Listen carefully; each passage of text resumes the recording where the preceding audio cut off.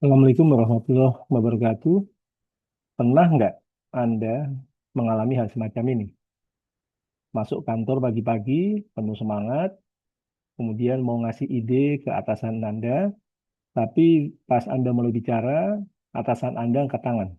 Ntar dulu, saya lagi sibuk, nanti saja.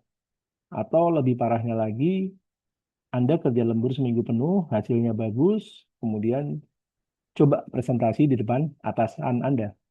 Dan atasan Anda cuma bilang, lumayan. Satu kata, lumayan. Tiba-tiba langsung deh semangat Anda hilang, 2 minggu kerja keras, cuma dianggap lumayan. Nah, pertanyaan saya, atasan Anda itu bos atau pemimpin? Karena ada perbedaan besar nih antara bos dan pemimpin. Dan kabar buruknya nih, 70% karyawan di dunia ini merasa atasan mereka lebih sebagai bos dibanding sebagai pemimpin. Nah, hari ini kita dalam 7 menit ke depan ya, saya akan coba kasih tahu pada Anda perbedaan itu. Bukan teori rumit, tapi hal-hal praktis yang bisa berlangsung dan bisa kalian pakai. Ya, baik itu untuk Anda sebagai ketua panitia, ketua organisasi, atau apapun lah. Ya, yuk kita coba mulai. Nah, ini kesalahan paling fatal yang sering dilakukan oleh orang. Menyamakan antara leadership dengan jabatan. Banyak orang berpikir saya sudah diangkat jadi manajer, berarti saya pemimpin. Saya kasih tahu rahasianya. Leadership bukan tentang jabatan. Leadership adalah tentang pengaruh. Menurut penelitian yang dilakukan oleh Robin and Judge dalam bukunya yang terkenal, Organizational Behavior, leadership didefinisikan sebagai kemampuan seseorang dalam mempengaruhi kelompok atau orang lain untuk mencapai visi atau tujuan tertentu. Jadi di sini jelas tidak ada kata-kata jabatan, ya. Yang disebut adalah kemampuan mempengaruhi orang lain atau kelompok. Jadi seseorang bisa punya jabatan tinggi, tapi bisa jadi dia nggak punya pengaruh. Begitu juga sebaliknya, ya. Seseorang bisa jadi tanpa jabatan, tapi dia punya pengaruh besar terhadap orang lain. Nah, pertanyaan klasik, apakah pemimpin itu dilahirkan atau dibuat? Ada yang percaya pemimpin itu dari lahir sudah punya bakat. Itu yang dinamanya trait theories. Ya, penelitian menemukan ada beberapa sifat yang sering dimiliki pemimpin hebat ya. Ya, jadi ini sifat-sifat yang biasa dimiliki oleh pemimpin hebat.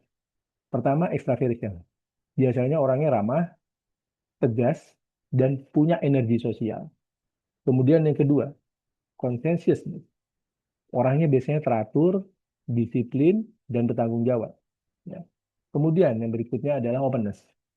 Kreatif, terbuka terhadap ide-ide baru, termasuk masukan dari anggota timnya. Kemudian yang ketiga adalah emotional stability. Biasanya orangnya tenang dan tidak gampang panik pada saat ada krisis, ya, atau apapun yang membuat organisasinya tidak nyaman. Integrity yang terakhir. Biasanya orangnya jujur, konsisten antara kata dan perbuatan. Nah, tapi ada masalah. Sifat saja ternyata tidak cukup. Contoh nih, ada orang ekstrovert tapi nggak punya visi. Kemudian ada orang jujur tapi dia tidak bisa memotivasi orang lain, apalagi anggota timnya.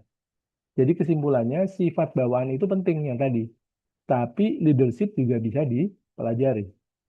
Penelitian tentang behavioral theories membuktikan bahwa perilaku kepemimpinan itu bisa dilatih. Jadi Anda bisa belajar jadi pemimpin yang baik meskipun Anda orangnya pemalu. Ya, jadi jangan pernah bilang nih, saya tidak punya bakat jadi pemimpin. Karena leadership itu skill dan skill itu bisa diasah. Nah, penelitian dari Ohio State University menemukan ada 2 jenis perilaku pemimpin. Ini penting banget. Yang pertama, initiating structure atau fokus pada tugas, task oriented. Ya. Gimana caranya ngatur jadwal, membuat deadline, mengawasi jalannya proyek, sampai hal yang sifatnya dia harus tegas dan terstruktur. Yang kedua, consideration, fokus hubungan. Jadi people oriented. Ya. membangun kepercayaan, mendengarkan keluhan, peduli pada kesejahteraan timnya, bukan kesejahteraan dirinya sendiri, hangat dan suportif. Pertanyaannya, mana yang lebih baik? Tentu jawabannya kedua-duanya. Ya.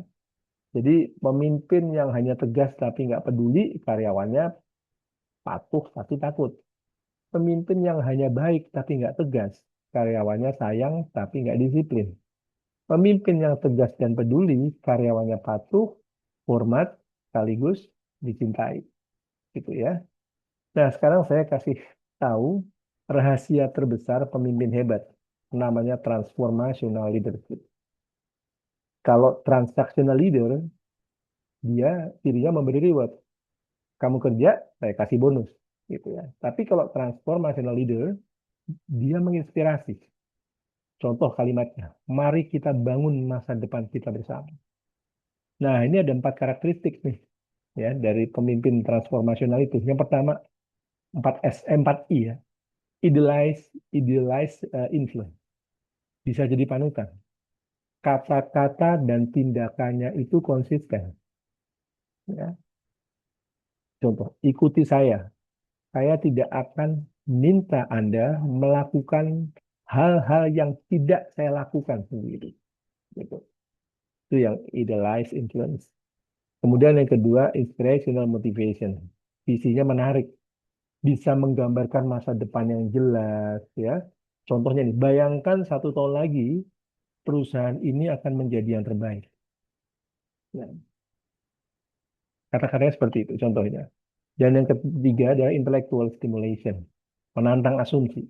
Jadi contoh kalimatnya, kenapa kita selalu begini? Mungkin ada cara yang lebih baik. Ini kan mendorong anggota timnya untuk berpikir secara kreatif. Dan yang keempat adalah individualized consideration, perhatian personal. Misalnya anggota timnya ada yang sakit, dia akan bicara, saya lihat Anda ada sedang ada masalah, ada yang bisa saya bantu, ya. Jadi di sini fungsi mentoring dan coaching berjalan. Ya, contoh paling bagus pemimpin transformasional itu adalah Steve Jobs, ya. Dia pernah mengatakan kita akan buat produk yang bisa mengubah dunia. Luar biasa kan kata-kata itu. Nah, sekarang saya kasih tahu di kasus nyata nih. Jadi ada 2 ketua panitia di acara kampus lah katakanlah. Ada ketua A gayanya manajer, bos, dan ketua B gaya pemimpin. Yang ketua A ini rapat dimulai tepat waktu, tapi suasananya nggak enak, tegang. Tiap kesalahan ditegur di depan umum. Cara menginstruksikannya juga, kamu kerjain A ya, kamu kerjain B ya, selesai hari Jumat ya. Nah, itu. Nah, prestasi dirayakan juga dengan, ya sudah, itu tugas kamu kok. Nggak ada yang sesuatu yang gimana begitu. Nah, anggota timnya patuh, karena takut dimarahi. Nah, sementara ada ketua B nih, gaya pemimpin. Rapat dimulai dengan justru menanyakan apa kabar hari ini. Terus seandainya ada kesalahan, dibahasnya empat mata, dicari solusi bersama, ya, bukan dilempar di floor. Nah, kemudian instruksinya juga enak, ya. Kalau tadi kan kamu kerjain A ya, kamu kerjain B ya, kamu kerjain C ya, nanti hari Jumat selesai. Kalau gaya pemimpin beda dia. Jadi menurut kalian bagaimana cara terbaik untuk bisa mengerjakan ini? Jadi anggota tim merasa dilibatkan untuk menyelesaikan masalahnya secara bersama-sama. Seandainya ada prestasi, dia akan bilang, wah, kerja bagus, terima kasih. Gitu ya. Nah, timnya akan antusias, datang lebih awal, pulang lebih malam, dan mereka melakukannya dengan senang hati. Tim A acaranya jadi, tapi 3 anggotanya komplain, bahkan mengundurkan diri. Tim B acaranya sukses besar, semua anggota minta diikutkan dalam kepanitiaan berikutnya. Pertanyaan untuk Anda. Anda ingin jadi ketua yang mana? Jadi mari kita ingat lagi, leadership tidak sama dengan jabatan.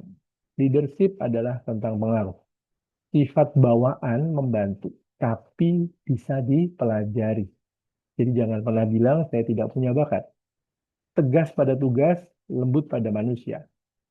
Task and relationship. Dua-duanya sama-sama penting. Transformational leader menginspirasi, bukan memerintah. Yang terpenting, jadilah pemimpin yang diikuti dengan hati, bukan karena takut. Fungsi kepemimpinan adalah menghasilkan lebih banyak pemimpin, bukan banyak pengikut. Ini penting nih. Ya, ini Ralph Nader yang mengatakan. Nah, terakhir, kalau jadi Anda tidak perlu jadi CEO atau presiden untuk menjadi pemimpin. Tiap hari Anda punya kesempatan memimpin. Memimpin diri sendiri paling tidak. Disiplin, bertanggung jawab, sebagainya. Ya, memimpin diskusi kelompok. Ya, memimpin adik kelas atau junior. Memimpin tim kecil dalam sebuah organisasi. Jadi mulailah dari hari ini. Kalau video ini membantu, tolong like dan subscribe ya. Share ke teman-teman yang sedang jadi ketua panitia atau ketua organisasi. Dan komen di bawah ini, pernah nggak Anda punya pemimpin yang inspirasi? Tolong diceritakan. Terima kasih.